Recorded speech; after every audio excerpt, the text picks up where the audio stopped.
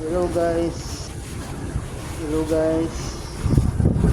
samahan niyo ako guys at magpasyal tayo guys dito sa napakagandang windmill ng Pinelya Rizal.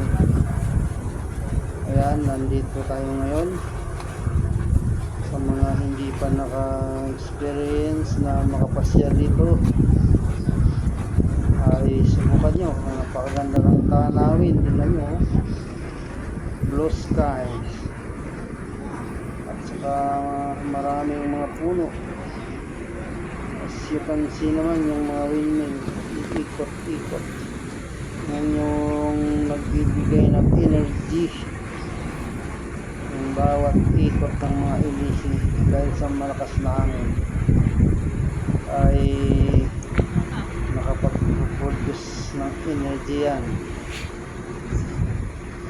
So kami ngayon pa-chill, kailangan minsan magpa-relax din para matanggal ang mga stress. Medyo inabot pa kami ng hapon nang pumunta kami dito sa sunset na, pero masaya pa rin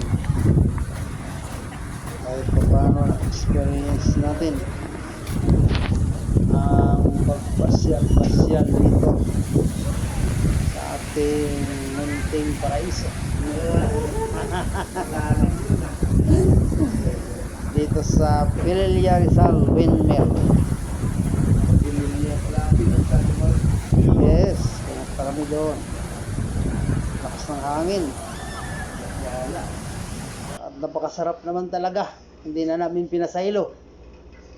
Ganyan lang talaga.